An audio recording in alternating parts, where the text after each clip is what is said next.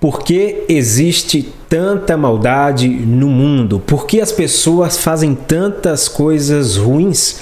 Essas são perguntas que estão na ponta da língua de muitas pessoas. Elas buscam essa resposta. E no estudo de hoje, o Salmo de número 36 responde para nós o porquê de tanta maldade. O Salmo de número 36 mostra para nós a realidade do ímpio, daquela pessoa longe de Deus.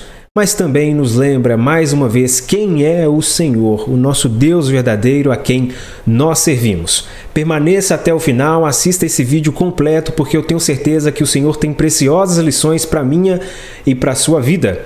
Graça e paz, meu nome é Juliano Nascimento e você está no Devocional Kairos. Seja muito bem-vindo, seja muito bem-vinda.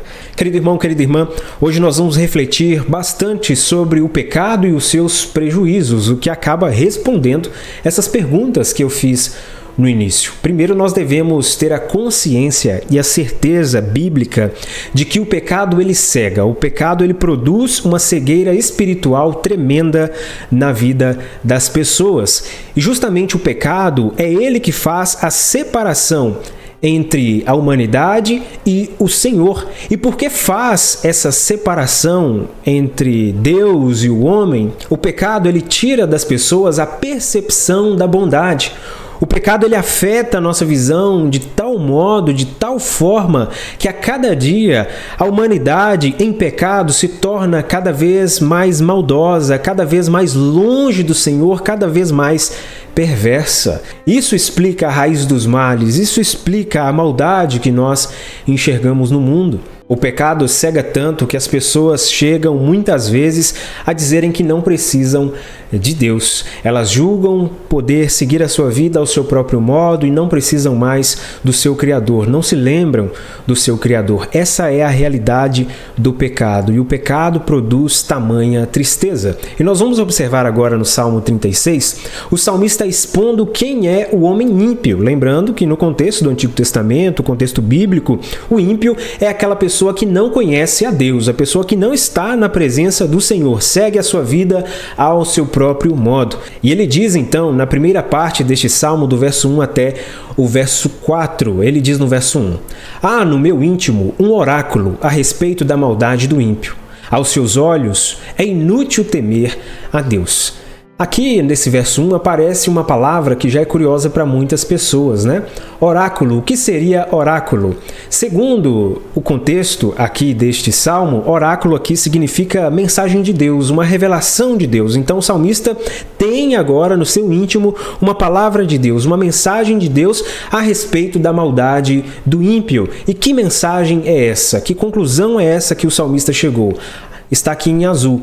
Aos seus olhos é inútil temer a Deus. Então o salmista observou e percebeu que o ímpio age assim. A sua cegueira espiritual é tão grande, a cegueira como resultado do pecado é tão grande que ele julga aos seus próprios olhos ser inútil temer a Deus. Então, para ele, servir a Deus é uma perda de tempo. E não é isso que nós enxergamos no dia de hoje? Pessoas entregues ao pecado, pessoas vivendo uma vida dissoluta, entregues aos prazeres carnais, essas pessoas julgam que servir a Deus é uma perca de tempo. Então, aqui nós já começamos a perceber como o salmista fala do que é de fato o pecado, a profundidade do pecado na vida da humanidade e seus prejuízos. No verso 2 ele diz: ele se acha tão importante, aqui no caso ele está falando do ímpio, né? O ímpio se acha tão importante que não percebe nem rejeita o seu pecado. Então perceba, diante dos seus olhos ele julga não precisar servir a Deus, é algo inútil servir a Deus, mas a sua cegueira ela é tão grandiosa que ele não percebe e nem rejeita o seu pecado. Então o pecado vai cegando as pessoas, vai cegando de tal forma que as pessoas não conseguem mais se dar conta da condição terrível em que elas estão. Querido irmão, querida irmã, nós devemos ter a consciência daquilo que a palavra de Deus nos ensina. O pecado escraviza e conduz à perdição. O pecado, de fato, é uma escravidão na vida das pessoas. Não à toa, lá em João capítulo 8, verso 34, o Senhor Jesus disse, Jesus respondeu: digo-lhes a verdade, todo aquele que vive pecando é escravo do pecado. Então esse é o pecado. O pecado, ele traz sofrimento sobre a vida das pessoas, mas não só isso, ele tem um poder escravizador. As pessoas vão ficando cada vez mais cegas, entregues ao pecado, que elas começam a fazer coisas terríveis. Tudo isso como resultado do pecado. E aqui o salmista mostra o fruto da vida do ímpio, que julga ser inútil servir a Deus. Verso 3. As palavras da sua boca são maldosas e traiçoeiras. Abandonou o bom senso e não quer fazer o bem. Perceba, abandonou o bom senso e não quer fazer o bem. Uma pessoa entregue ao pecado é uma pessoa insensata e que não quer fazer o bem. O verso 4 ainda diz: até na sua cama planeja a maldade, nada há de bom no caminho a que se entregou, e ele nunca rejeita o mal. Então os caminhos em que essa pessoa passa são caminhos de maldade. Até mesmo na sua cama planeja maldade, quer dizer, em todo tempo. De noite, de dia, a todo tempo, planeja a maldade, pratica aquilo que é mal, aquilo que não agrada a Deus. Então, do verso 1 até o verso 4, o salmista mostra para nós a maldade do ímpio. O que é uma pessoa entregue ao pecado, capaz de coisas terríveis contra o Senhor e contra a todas as outras pessoas. Mas agora, a partir do verso 5 até o verso 9, o salmista ele faz um contraste. Se aquele que é entregue ao pecado faz tantas coisas horríveis como resultado do pecado, por outro lado, nós temos o Senhor. Nós temos um Deus maravilhoso, um Deus que é perfeito em bondade, em amor, um Deus que é santo. Ele diz no verso 5: o teu amor, Senhor, chega até os céus, a tua fidelidade até as nuvens. A tua justiça é firme como as altas montanhas, as tuas decisões insondáveis como o grande mar. Tu, Senhor, preservas tanto os homens quanto os animais. Como é precioso o teu amor, ó Deus! Os homens encontram refúgio à sombra das tuas asas. Então esse é o Senhor maravilhoso. Se alguns continuam na escravidão do pecado, há muitos outros que agora vivem cativos à vontade de Deus. Vivem agora entregues à vontade de Deus, e estar entregue à vontade de Deus é a melhor coisa da vida. Interessante que ele diz aqui no verso 5, chega até os céus. Isso é uma expressão bem típica, né, do Antigo Testamento. Ele está falando do amor de Deus. O amor de Deus é tão grandioso, o amor de Deus é tão poderoso que ele usa essas palavras, chega até os céus. Ele buscou uma palavra dentro do seu vocabulário, dentro da sua realidade, para tentar explicar o amor de Deus, que é inexplicável. Mas o que ele quer dizer com isso? Que o amor de Deus não tem limites. O amor de Deus é poderoso. O amor de Deus é infindável. E aqui também no verso 7 ele diz algo interessante, né? Como é precioso o teu amor, ó Deus, os homens encontram refúgio à sombra das tuas asas. Nós não encontramos referência de que Deus possua asas, né? Porque Deus de fato é espírito. Mas essa é uma linguagem, né, muito comum no Antigo Testamento, que nós chamamos de antropomorfismo. É uma forma de explicar alguma ação de Deus, alguma atitude de Deus, ou dar ideia sobre algo que Deus fez usando a nossa palavra, a nossa compreensão limitada. Então o que ele quer dizer com a sombra das asas de Deus? Nada mais do que se referir à proteção de Deus, ao cuidado de Deus sobre a vida daqueles que o amam, sobre a vida daqueles que são os seus filhos.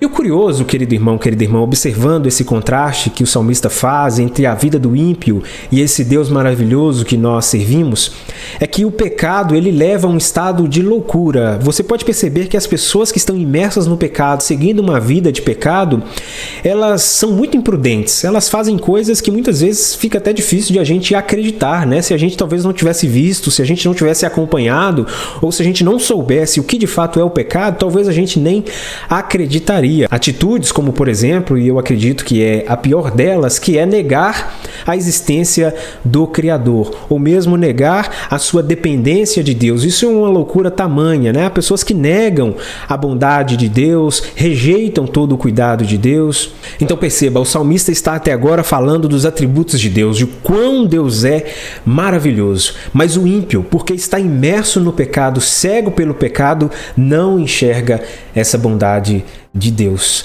É terrível o agir do pecado sobre a vida das pessoas, e cabe a nós, querido irmão, irmão, querida irmã, continuar evitando o pecado, continuar renunciando ao pecado, mas principalmente pregando contra o pecado.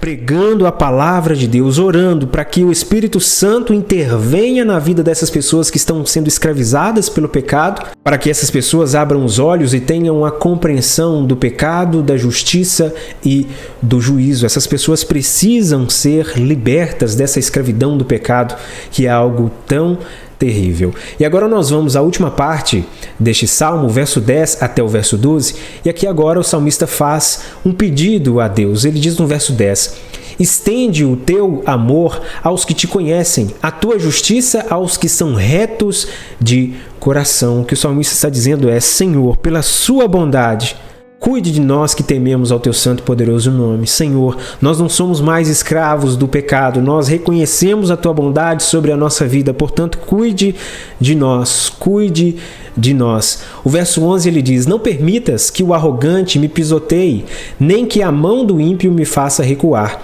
Lá estão os malfeitores caídos, lançados ao chão, incapazes de se levantar. Querido irmão, querida irmã, essa é uma verdade bíblica. A impiedade não resiste ao agir do Senhor. Onde é manifesta a presença de Deus, a impiedade não resiste, porque o pecado ele não subsiste na presença de Deus. O pecado não tem espaço na presença do Senhor. Onde é manifesta a presença de Deus, o pecado é expulso, o pecado vai embora.